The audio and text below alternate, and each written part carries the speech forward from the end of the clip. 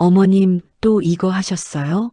애가 요즘 피곤해 보여서 집에서 먹는 게 좋을 것 같아서 조심스러운 목소리였습니다.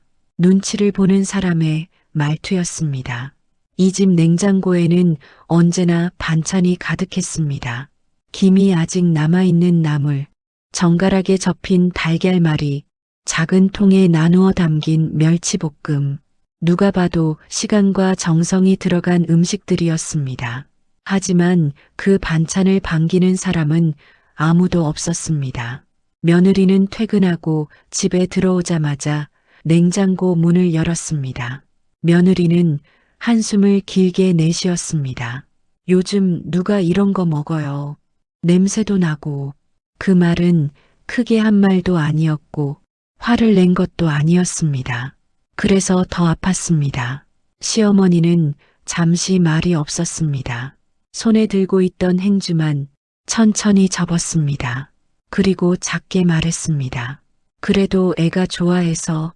며느리는 대답하지 않았습니다. 대신 냉장고에서 반찬통 몇 개를 꺼냈습니다.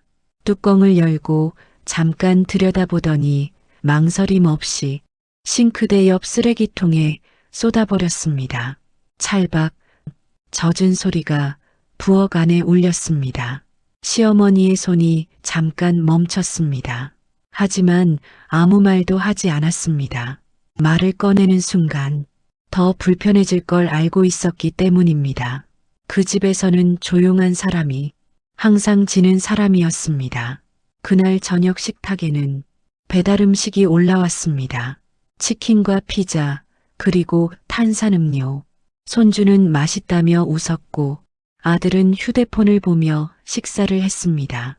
시어머니는 국만 조금 떠먹고 먼저 자리에서 일어났습니다. 아무도 붙잡지 않았습니다.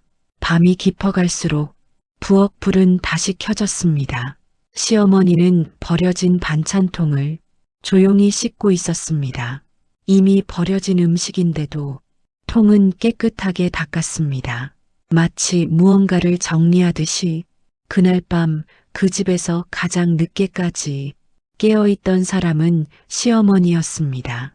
그리고 아무도 모르게 그녀는 아주 오래 냉장고 앞에 서 있었습니다. 며칠 뒤 그 냉장고 안에서 한 통의 편지가 발견되면서 가족의 시간은 완전히 다른 방향으로 흘러가기 시작했습니다. 그 집에서 시어머니는 늘 가장 먼저 일어났습니다. 아침 5시였습니다. 집안이 아직 어두울 때 부엌 불이 먼저 켜졌습니다. 냄비에 물이 오르고 도마 위에 채소가 놓이고 칼이 조용히 움직였습니다. 그 소리는 아무도 듣지 못했습니다. 아무도 그 시간에 깨어있지 않았기 때문입니다. 시어머니는 손주의 도시락을 쌌습니다. 학교 끝나고 학원까지 가려면 배가 고플까봐 작은 반찬통에 김치와 계란말이를 나누어 담았습니다. 간은 세지 않게, 기름은 적게, 손주가 배탈이 잦다는 걸 알고 있었기 때문입니다. 며느리는 아침마다 바빴습니다. 출근 준비, 아이 등교 준비, 남편 출근 챙기기, 그 속에서 시어머니의 반찬은 번거로운 것이었습니다. 어머님, 요즘은 다 사 먹어요. 며느리는 몇 번이나 말했습니다. 힘드시잖아요. 그 말은 걱정처럼 들렸지만 사실은 그만두라는 뜻이었습니다. 아들은 그 말을 듣고도 조용히 신문만 넘겼습니다. 어머니가 부엌에서 들을 수 있다는 걸 알면서도 아무 말도 하지 않았습니다. 그는 어머니의 편을 들기엔 이미 너무 어른이 되어 있었습니다. 그리고 가장의 역할은 갈등을 피하는 것이라고 생각하고 있었습니다. 어느 날 저녁이었습니다. 며느리는 냉장고를 정리하다가 투덜거렸습니다. 이거 다 상했잖아요. 사실 상한 것은 아니었습니다. 하루 지난 나물이었고 조금 물기가 생겼을 뿐이었습니다. 하지만 며느리의 표정에는 짜증이 가득했습니다. 버려야겠어요. 이런 거 먹다 탈 나요. 그 말이 끝나기도 전에 반찬통은 다시 쓰레기통으로 향했습니다. 찰박, 그 소리가 또 한 번 울렸습니다. 그때 부엌 문 앞에 시어머니가 서 있었습니다. 손에는 막 썰어둔 무가 들려 있었습니다. 며느리는 잠시 멈췄다가 말했습니다. 어머님, 괜히 힘 빼지 마세요. 그 말은 부탁도 아니었고 위로도 아니었습니다. 그저 선긋기였습니다. 시어머니는 고개를 끄덕였습니다. 그래, 그 한마디뿐이었습니다. 물을 다시 도마 위에 올려놓고 칼을 내려놓았습니다. 그날 이후 부엌에서 나는 칼소리는 조금 줄어들었습니다. 하지만 완전히 사라지지는 않았습니다. 시어머니는 여전히 몰래 반찬을 만들었습니다. 냉장고 가장 안쪽 칸에 작은 통으로 숨겨두었습니다. 혹시라도 손주가 찾을까봐. 며칠 뒤 손주가 물었습니다. 할머니, 반찬은 왜 없어? 며느리는 웃으며 대답했습니다. 그런 건 이제 안 먹어. 그 말에 시어머니는 아무 말도 하지 않았습니다. 손주는 고개를 갸웃했습니다. 난 좋은데. 그 말은 아무도 듣지 못한 채 공기 속으로 사라졌습니다. 그 집에서 시어머니의 자리는 점점 작아졌습니다. 식탁에서도 대화 속에서도 결정하는 순간에도 어머님은 쉬세요. 어머님은 몰라도 돼요. 요즘 세상은 달라요. 그 말들이 쌓여갔습니다. 그러던 어느 날 며느리는 친구와 통화하며 말했습니다. 우리 집은 말이야, 어머님 때문에 냉장고가 항상 꽉 차 있어. 웃으며 한 말이었지만 시어머니는 그 말을 들었습니다. 그리고 그날 밤 냉장고 문을 열고 한참을 바라보았습니다. 반찬이 아니라 자신의 자리였던 것처럼. 아들은 어느 날 말했습니다. 어머니, 이제 요리는 좀 줄이세요. 그 말은 결정이었습니다. 부탁이 아니라 통보였습니다. 시어머니는 고개를 끄덕였습니다. 그래, 이제 안 할게. 그 말은 작았지만 확실했습니다. 그날 밤 부엌은 유난히 조용했습니다. 냄비도 도마도 칼도 움직이지 않았습니다. 그리고 며칠 뒤 아침에 일어나 보니 시어머니의 방문이 열려 있었습니다. 방은 깨끗하게 정리되어 있었습니다. 옷장도 서랍도 비어 있었습니다. 부엌은 더 조용했습니다. 냉장고는 여전히 가득 차 있었습니다. 하지만 그 안에는 반찬 대신 한 통의 봉투가 붙어 있었습니다. 그리고 그 봉투 안에 적힌 한 줄이 가족의 시간을 멈추게 만들었습니다. 아침은 평소와 다르지 않게 시작되었습니다. 며느리는 출근 준비를 하며 아이를 깨웠고 아들은 서둘러 넥타이를 매고 있었습니다. 단 하나 평소와 다른 점이 있다면 부엌에서 아무 소리도 들리지 않는다는 것이었습니다. 늘 먼저 켜져 있던 불도 끓는 물소리도 접시 부딪히는 소리도 없었습니다. 며느리는 잠깐 이상하다고 생각했습니다. 어머님, 아직 주무시나? 대수롭지 않게 방문을 열었습니다. 방 안은 이상할 정도로 정돈되어 있었습니다. 이불은 반듯하게 개어 있었고 옷걸이는 비어 있었습니다. 서랍도 깨끗했습니다. 마치 누군가 이사를 간 뒤처럼. 며느리는 잠시 멈췄습니다. 그리고 처음으로 조금 불안해졌습니다. 여보, 어머님 안 계신데? 아들은 대수롭지 않다는 듯 말했습니다. 아침 산책 나가셨겠지. 평소 신던 운동화가 보이지 않았습니다. 그 순간 며느리는 이상하게도 냉장고가 떠올랐습니다. 왜 그랬는지는 본인도 알 수 없었습니다. 그저 무언가 남겨져 있을 것 같은 느낌이었습니다. 냉장고 문을 열었습니다. 차가운 공기가 천천히 흘러나왔습니다. 그리고 안쪽 벽면에 흰 봉투 하나가 자석으로 붙어 있었습니다. 가족에게. 짧은 글씨였습니다. 며느리는 손이 멈췄습니다. 잠시 망설이다가 봉투를 떼어냈습니다. 종이는 단정하게 접혀 있었습니다. 아들도 옆으로 다가왔습니다. 둘은 아무 말 없이 편지를 펼쳤습니다. 편지 첫 줄은 의외로 담담했습니다. 미안하다는 말은 하지 않으마.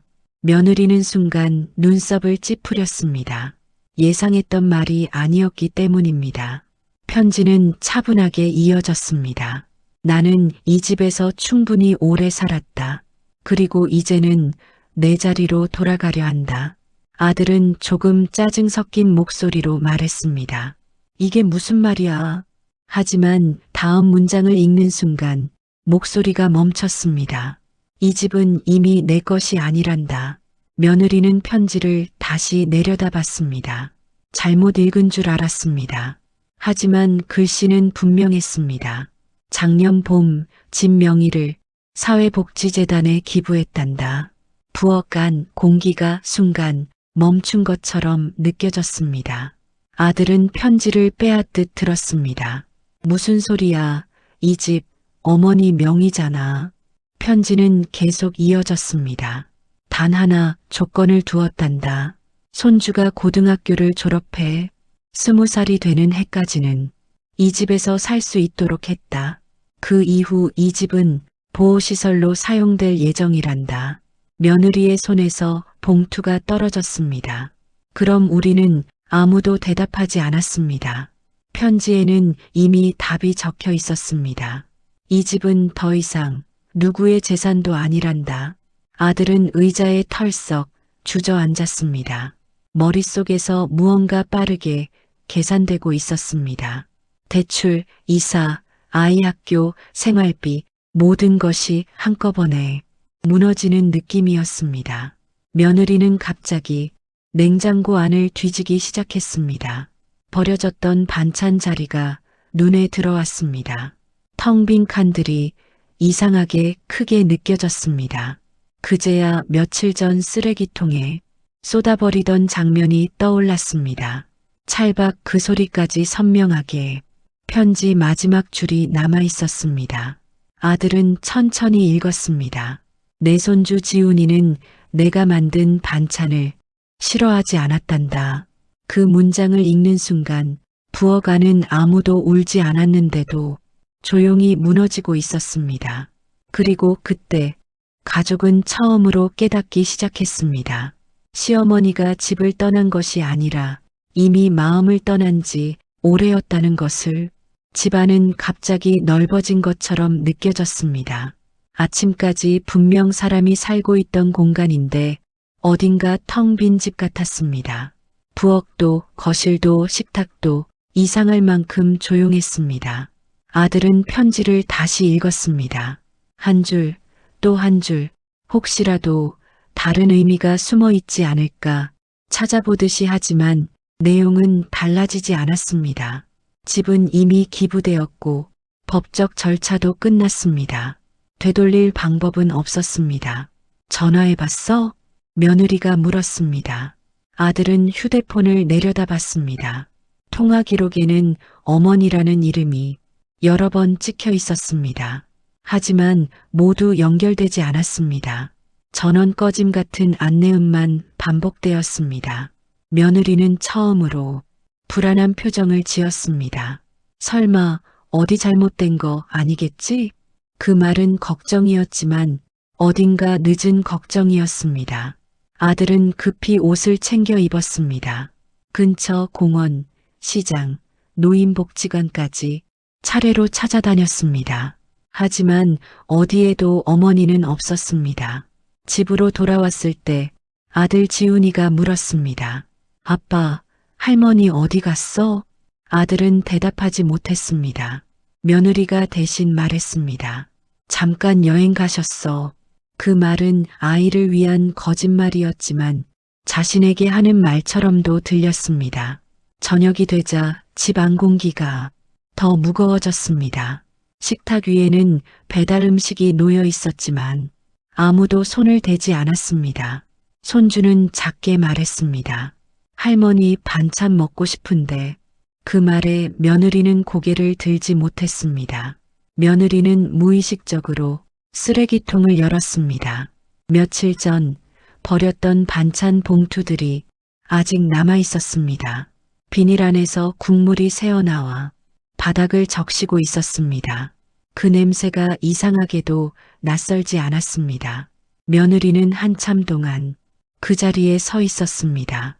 아들은 부동산에 전화를 걸었습니다. 혹시 우리 집 명의 변경된 거 맞습니까? 잠시 후 수화기 너머에서 차분한 목소리가 들렸습니다. 네, 작년에 이미 이전 완료됐습니다. 실로암 사회복지재단으로요. 확인 도장이 이미 찍혀 있었습니다. 그 순간 아들은 더 이상 화를 낼 수도 없었습니다. 어머니는 충동적으로 떠난 것이 아니라 오래 준비했던 것이었습니다. 며느리는 천천히 냉장고 문을 열었습니다. 텅 빈 칸들이 눈에 들어왔습니다. 그 자리마다 반찬통이 있었던 기억이 겹쳐 보였습니다. 아무도 먹지 않았던 음식들, 아무도 기다리지 않았던 마음들. 그날 밤 며느리는 처음으로 잠을 이루지 못했습니다. 부엌불을 켜고 의자에 앉아 있었습니다. 조용한 집안에서 냉장고 모터 소리만 계속 울렸습니다. 마치 누군가 아직 그 안에 남아있는 것처럼. 새벽이 가까워질 무렵 지훈이가 물을 마시러 나왔다가 말했습니다. 엄마, 며느리는 고개를 들었습니다. 할머니 돌아오면 나 혼내지 말라고 해. 나 반찬 잘 먹을 건데. 그 말은 작았지만 집안을 깊게 울렸습니다. 그제야 며느리는 깨달았습니다. 자신이 버린 건 음식이 아니라 누군가의 자리였다는 것을. 하지만 이미 늦었습니다. 어머니는 아무 말도 남기지 않은 채 떠났고 가족은 처음으로 그 빈자리를 마주하고 있었습니다. 그리고 바로 그때 아들의 휴대폰이 울렸습니다. 발신자 표시에는 낯선 번호가 떠 있었습니다. 수화기 너머에서 조용한 목소리가 들렸습니다. 실로암 사회복지재단입니다. 가족의 마지막 선택이 그 전화 한 통으로 결정되기 시작했습니다. 전화는 짧고 분명했습니다. 실로암 사회복지재단입니다. 한번 방문해 주셔야 할 것 같습니다. 아들은 잠시 말을 잇지 못했습니다. 어머니가 거기 계십니까? 잠깐의 정적이 흐른 뒤 차분한 대답이 돌아왔습니다. 직접 오셔서 설명을 들으시는 게 좋겠습니다. 그 말은 희망도 아니었고 절망도 아니었습니다. 그저 사실을 마주하라는 통보 같았습니다. 다음 날 오전 아들과 며느리는 재단 사무실로 향했습니다. 건물은 그리 크지 않았습니다. 낡지도 않았고 화려하지도 않았습니다. 평범했습니다. 그 평범함이 더 긴장되게 만들었습니다. 사무실 안으로 들어가자 중년의 남자가 자리에서 일어났습니다. 정순이 어르신 가족분들이시죠? 아들은 고개를 끄덕였습니다. 며느리는 손을 꽉 쥐고 있었습니다. 테이블 위에 서류 몇 장이 놓였습니다. 도장이 선명하게 찍혀 있었습니다. 어르신께서 1년 전부터 준비하셨습니다. 그 말에 며느리의 눈이 커졌습니다. 1년 전이요? 남자는 조용히 설명했습니다. 집 명의는 이미 재단으로 이전됐고 조건부 거주 계약이 체결되었습니다. 손주가 20살이 되는 해까지 무상거주, 이후 해당 주택은 노인보호시설로 전환됩니다. 아들은 서류를 넘기다 손이 멈췄습니다. 날짜가 찍혀 있었습니다. 작년 봄 그 시기는 며느리가 이제 각자 살자고 말하던 때와 겹쳤습니다. 며느리는 입술을 깨물었습니다. 그럼 우리는 아무 권리가 없다는 말씀이세요? 남자는 고개를 끄덕였습니다.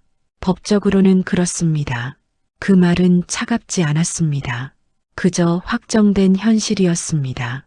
어르신은 굉장히 또렷하셨습니다. 남자는 덧붙였습니다. 이 집에서 더는 짐이 되고 싶지 않다고 하셨습니다. 그 말이 공기처럼 무겁게 내려앉았습니다. 며느리는 그제야 이해했습니다. 그 반찬이, 그 새벽이, 그 조용함이 단순한 일상이 아니라 마지막 준비였다는 것을 아들은 마지막 질문을 던졌습니다. 어머니는 어디 계십니까?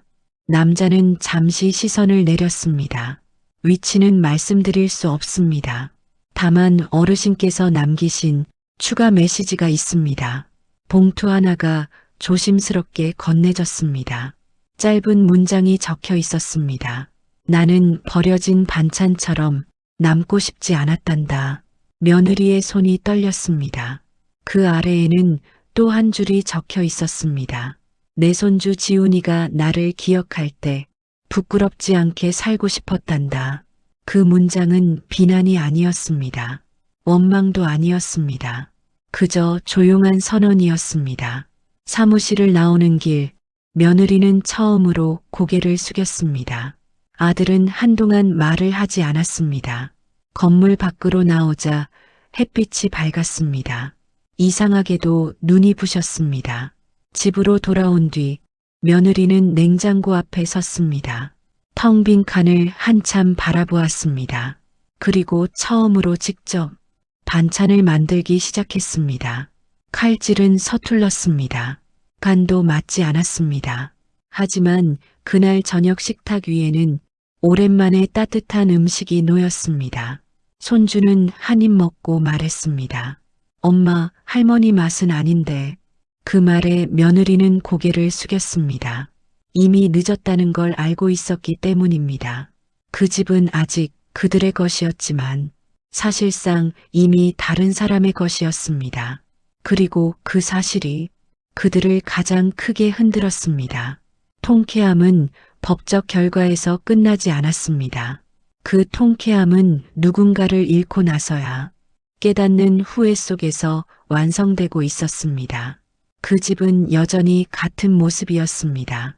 같은 현관, 같은 식탁, 같은 냉장고, 하지만 집안의 공기는 완전히 달라져 있었습니다. 아침이 되어도 주방불은 더 이상 먼저 켜지지 않았습니다. 누군가 조용히 움직이던 소리도 냄비가 끓는 소리도 사라졌습니다. 그제야 가족은 알게 되었습니다. 익숙함이라는 것이 얼마나 큰 존재였는지를. 며느리는 요즘 매일 부엌에 서 있었습니다.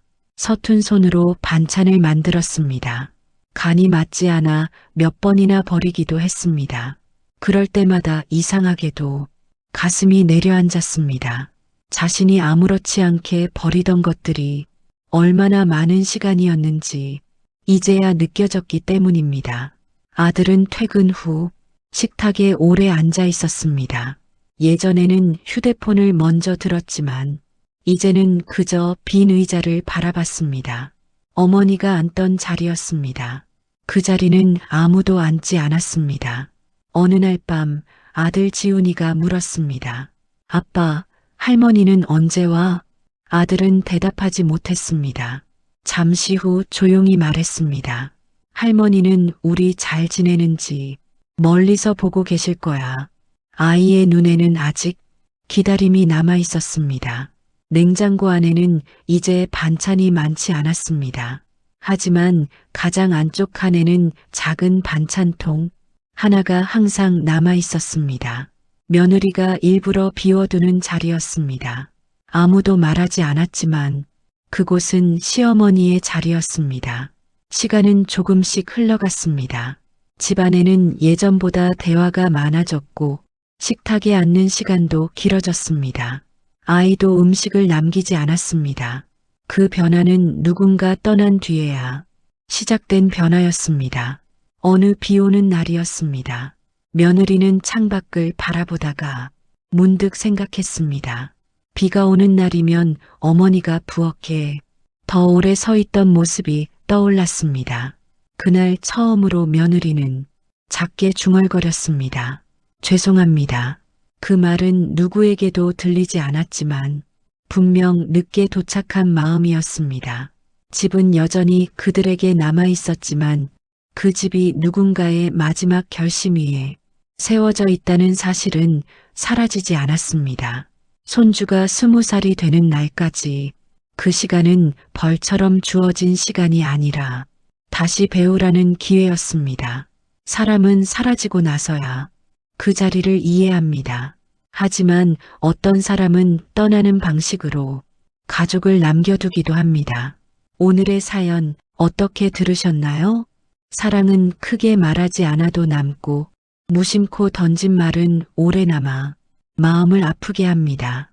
우리는 종종 가장 가까운 사람에게 가장 늦게 미안해집니다.